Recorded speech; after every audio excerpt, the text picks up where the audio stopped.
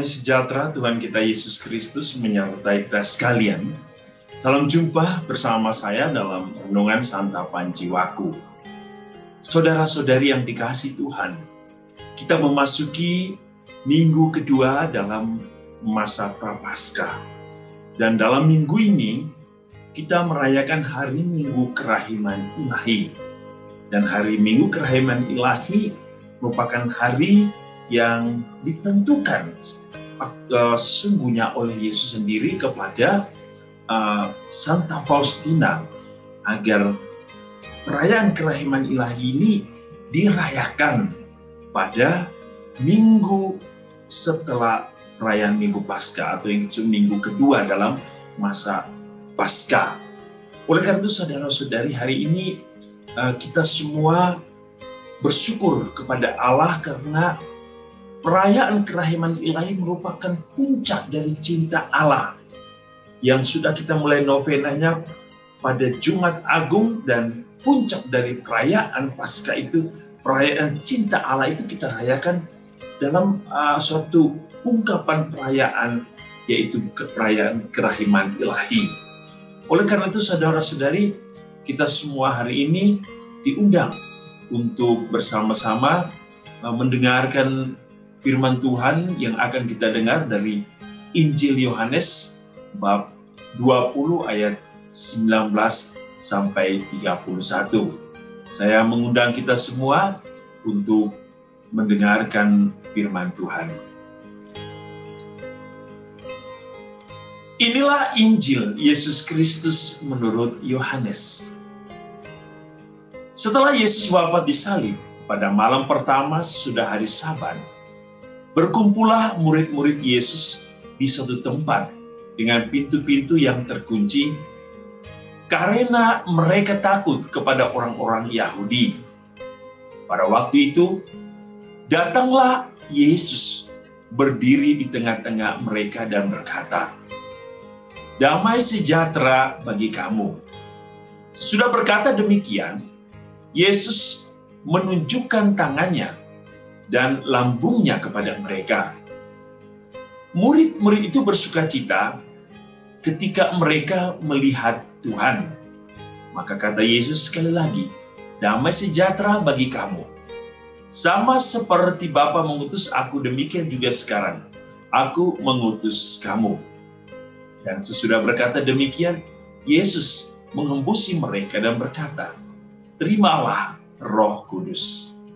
Jikalau kamu mengampuni dosa orang, dosanya diampuni. Dan jikalau kamu menyatakan dosa orang tetap ada, dosanya tetap ada." Pada waktu Yesus datang itu, Thomas, seorang dari ke-12 murid, yang juga disebut Didimus, tidak ada bersama-sama mereka. Maka kata murid-murid yang lain kepadanya, "Kami telah melihat Tuhan." Tapi Thomas berkata kepada mereka, "Sebelum aku melihat bekas paku pada tangannya, dan sebelum aku mencucukkan jariku ke dalam bekas paku itu, dan mencucukkan tanganku ke dalam lambungnya, sekali-kali aku tidak akan percaya." 8 hari kemudian, murid-murid Yesus berada kembali dalam rumah itu, dan Thomas bersama-sama dengan mereka. Sementara pintu-pintu terkunci, Yesus datang. Ia berdiri di tengah-tengah mereka dan berkata, "Damai sejahtera bagi kamu." Kemudian Yesus berkata kepada Thomas, "Taruhlah jarimu di sini dan lihatlah tanganku. Ulurkanlah tanganmu dan cucukkan ke dalam lambungku. Dan jangan engkau tidak percaya lagi, melainkan percayalah." Thomas menjawab kepadanya, "Ya Tuhanku dan Allahku." Kata Yesus kepadanya, "Karena engkau telah melihat aku, maka engkau percaya. Berbahagialah mereka yang tidak melihat namun percaya." Memang masih banyak tanda lain yang dibuat Yesus di depan mata murid-muridnya yang tidak tercatat dalam kitab ini. Tapi semua yang tercantum di sini telah dicatat, supaya kamu percaya bahwa Yesuslah Mesias, Anak Allah, dan supaya oleh imanmu kamu memperoleh hidup dalam namanya. Demikianlah Injil Tuhan. Saudara-saudari yang dikasihi Tuhan, ada sesuatu yang sangat menarik untuk kita renungkan dalam perayaan hari ini, yaitu perayaan kebangkitan Tuhan dan juga perayaan di mana kita merayakan perayaan pesta kerahiman ilahi. Kalau kita berbicara kerahiman ilahi, kita berbicara sesuatu yang sangat berhubungan dengan kata kerahiman ilahi itu sendiri. Kata rahim. Kalau kita berbicara rahim, itu selalu terarah kepada seorang wanita. Apa fungsi rahim?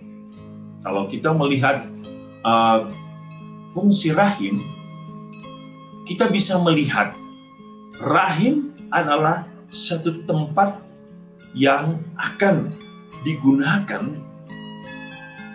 untuk memberikan kehidupan kepada manusia. Di situ ada kehidupan. Oleh karena itu, apa yang harus dilakukan?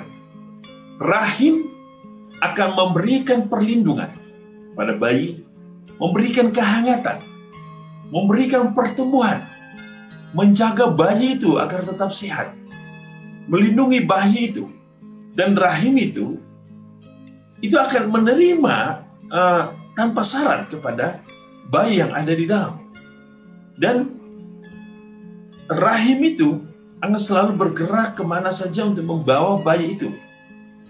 Intinya rahim itu akan memberikan kehidupan, dan rahim itu akan selalu memberikan keselamatan agar bayi itu tetap hidup. Demikian pun kerahiman Allah.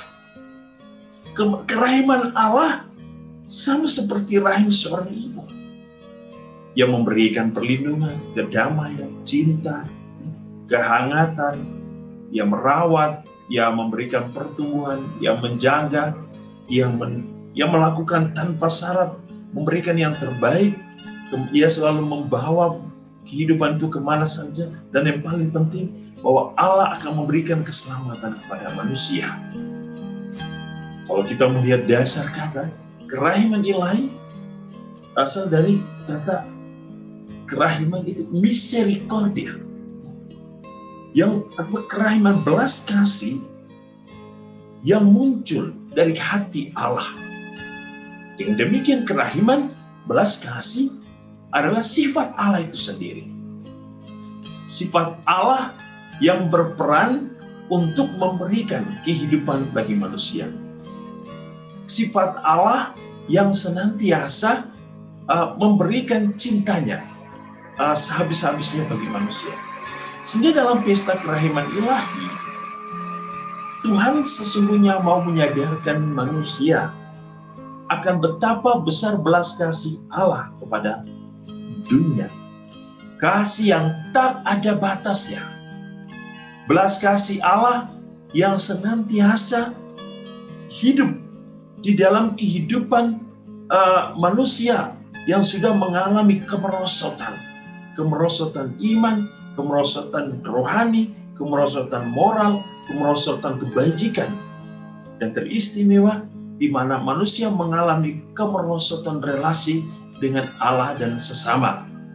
Oleh karena itu di dalam peristiwa, situasi, dan kondisi manusia yang mengalami kekrisisan rohani, kekrisisan iman, Tuhan mengundang kita pada perayaan ini untuk mengandalkan Dia.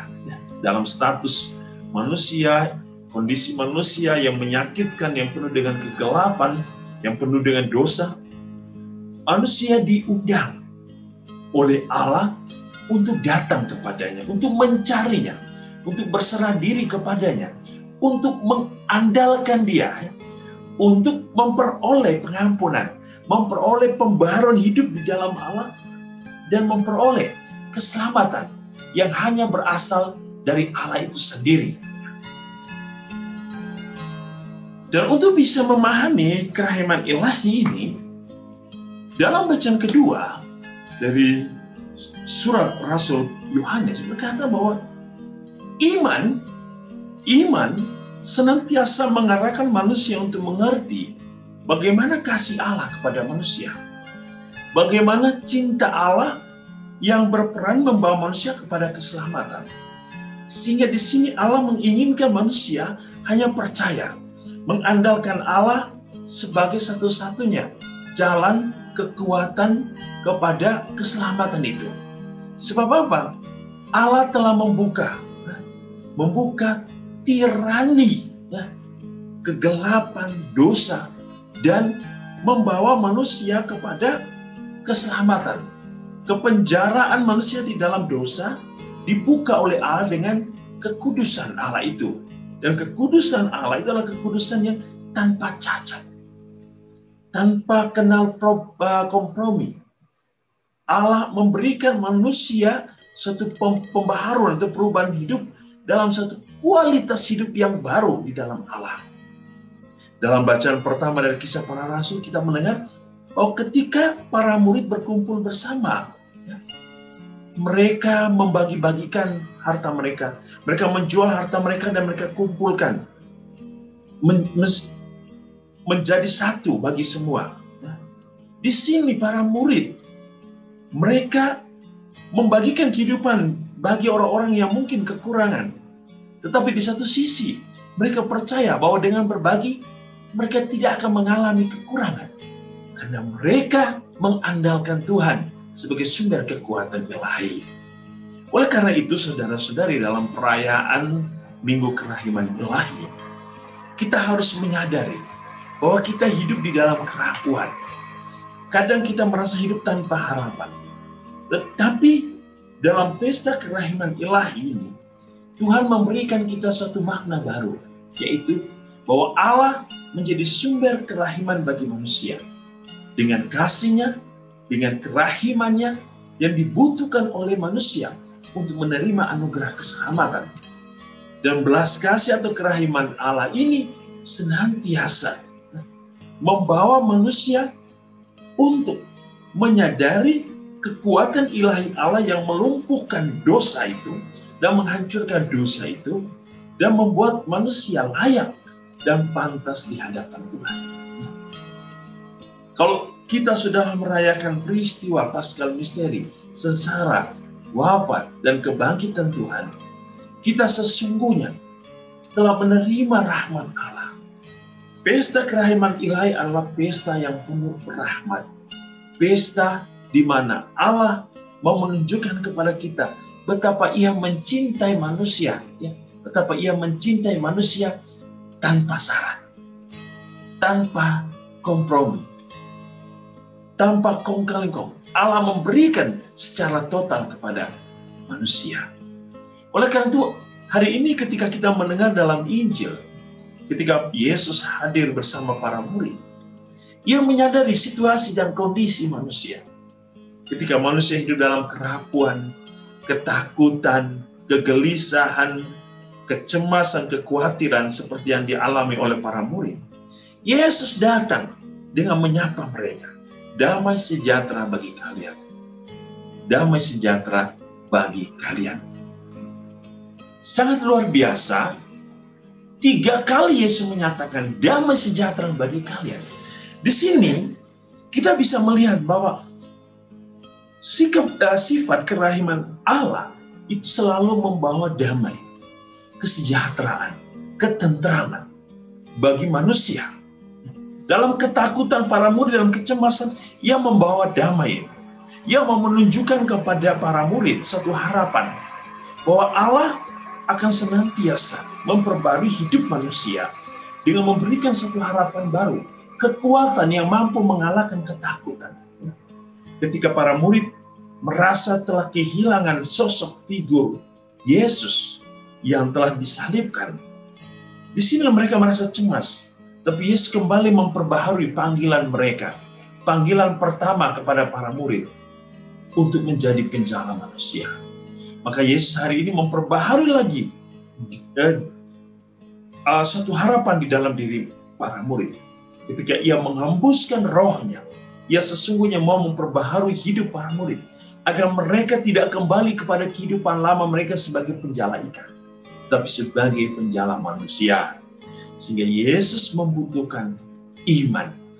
iman yang percaya, iman yang memberi, iman yang mengandalkan Yesus sebagai satu-satunya kekuatan dalam kesaksian hidup mereka.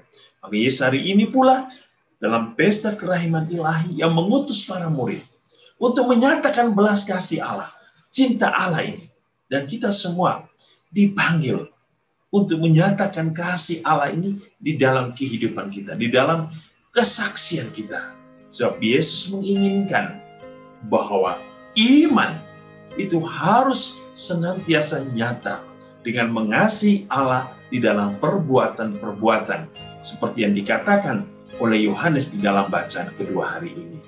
Tuhan sungguh telah bangkit dan Ia menyatakan cintanya, kerahimannya, belas kasihnya yang luar biasa kepada manusia dengan penyaliban, dengan darah yang tertumpah dari lambungnya, dari tangannya yang kudus yang Ia berikan kepada manusia, yang Ia bagikan kepada manusia agar manusia memperoleh keselamatan. Saudara-saudari yang dikasihi Tuhan, semoga pada pesta kerahiman ilahi kita semua jangan pernah berhenti mencari Allah.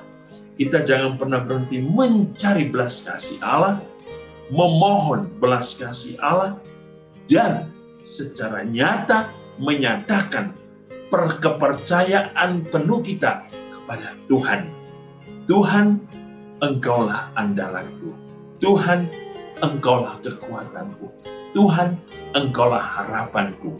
Semoga kasih karunia Allah yang menyelamatkan, Allah yang penuh cinta, menguduskan dan memberkati kita dalam perayaan Minggu Kerahiman Ilahi dengan sinar kerahimannya yang kudus. Dalam nama Bapa dan Putra dan Roh Kudus.